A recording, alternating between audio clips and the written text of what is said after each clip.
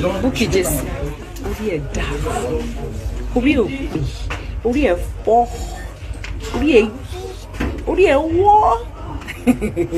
Oh wow, girl, Allah. Oh wow, girl, I swear down. Ó ti gbàgbé ni.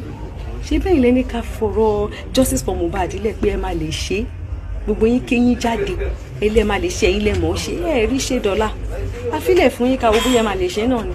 Ẹ rí ṣe torí pé olè ní olórí bu ni.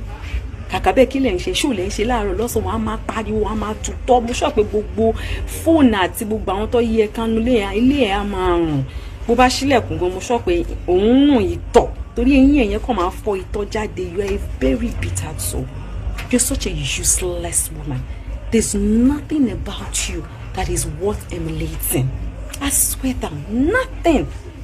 Let's begin to count it. You are bittered. Àwọn ọmọ inú ẹ̀ ló ń wá aṣọ ló ń wá ọrùn ló ń wá gbogbo ẹ̀ lé lórí. Meanwhile iná dẹ̀ ń jó wọ gangan lábẹ́ aṣọ. Ọmọ kan ṣoṣo tó bí tó ẹ kó gbájúmọ́ kó help ẹ láti jáde nínú ìdè tí ìwọ fúnra rẹ̀ ló fọwọ́ rẹ̀ dé mọ́bẹ̀ because ó tọ́jú ẹ̀ ó dúró tì ó ṣèyà fún. Àwítọ́ sọ pé èmi back off nítorí evidence tó ní fontaine àwọn ọmọ tèmi. Are you joking or something? You must be mad or something, darling. Let me give you an information that you need to know today. Sori ìyá Mohbad yẹn mo wà lẹ́yìn mo dúró sẹ́yìn ẹ̀ báyìí kàn pé ni kò sí kankan tí màá fi ṣe. Bẹ́ẹ̀ ni mo sọ. Bẹ́ẹ̀ ni mo wà lẹ́yìn ẹ̀ gidi gan ni. Ẹlẹ́fẹ̀lẹ́ petition yẹn ẹ lọ lẹ̀ àwa gan wà ẹ̀. Ó búlì odidi ọmọ tó ti pọ̀ sí ọmọ tó ti sọ ọmọ. Give your actor set. Nígbà tí yóò bá nírú ẹni ò lè mọ iye ẹni. Ó bímọ sáyé bẹ́ni tó bímọ sáyé ṣe ọ̀nà ọmọ ẹni. You lack empathy for your child. He needs to die. No single empathy. So how can you have empathy over anyone or anyone's child? Oh, lè ní empathy kankan. You can't. You can't. You lack it. Oye, orí ò pé. Oh, wow, okay. Oh, normal. And it's very obvious.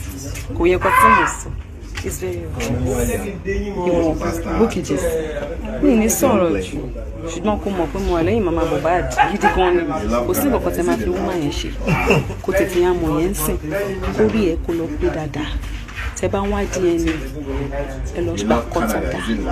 Ẹ ṣe bó ṣe ń ṣe kó lè bá rí bó ṣe ń rí. Kẹ́yẹ máa ṣe láńgbáláńgbá àti lògòlògò kẹ́ máa fi àwọn ẹni ẹlẹ́ni kẹ́ máa fi tajà lórí platform yín.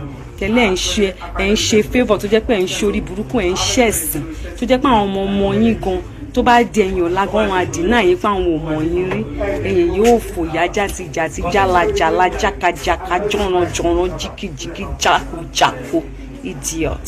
Àwítán àwọn ẹ̀yìn yẹn sá pariwo sí mi létí mọ́ dárúkọ mi kó máa pariwo rubbish sí mi tẹ́ máa pariwo bẹ́ẹ̀ ni tí gìrì gbé ọ̀dẹ̀ idiot. Get out. Then another thing, ó ní ọkùnrin gidi nínú ayé ẹ̀ tó máa gbọ́ ẹ́ jìgìjìgì so that gbogbo nǹkan tó ń kún ẹ́ lára tó ń jẹ́ kó máa gbónú ara tó ń ṣe tó ń mọ̀ á lè calm down.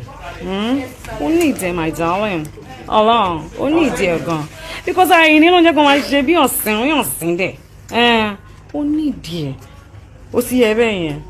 Wọ́n fẹ́ máa bá mi sọ̀rọ̀ máa mọ bóyá máa bá mi sọ̀rọ̀ ní àti òsínú class kan náà àsínú ẹgbẹ́ kan náà bí ti bá òun tanu sí pé mo dá orí ẹ̀ burú ni wọ́n tẹ̀wé mọ́ ibà fún ẹ̀. Àwítán sọ pé àwọn àmà mi nǹkan tá a sọ kémi jáde sọ pé wọ́n tí ìbí kan nípò bàbá ńlá kú bàbá yàrá ya bàbá ńlá anybody rè kó try shit pẹ̀lú àwọn ọmọ mi. Ó fẹ́ gbé náà wojú ẹ̀kùn àbáyé ẹ̀ fẹ́ rán ó ti rán pa straight wọ́n bí èrè ìyá ẹ̀.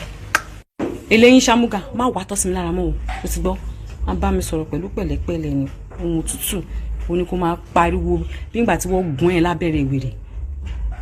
You fucking mad or something? Ọ̀dẹ̀ mi àti àwọn àánú sẹ́ẹ̀tì ni ìwọ kìíní dọ̀tí inú ilẹ̀ játijàti council flat ló ń gbé ìwọ tó ò tí ì rí kankan ṣe ní láì fún ẹ ọmọ ẹ zero ìwọ fúnra rẹ zero everything nípa ẹ zero olórí ibú lórí pé bàbá Mohbad máa fi ti gbọ́ ọ̀dẹ̀.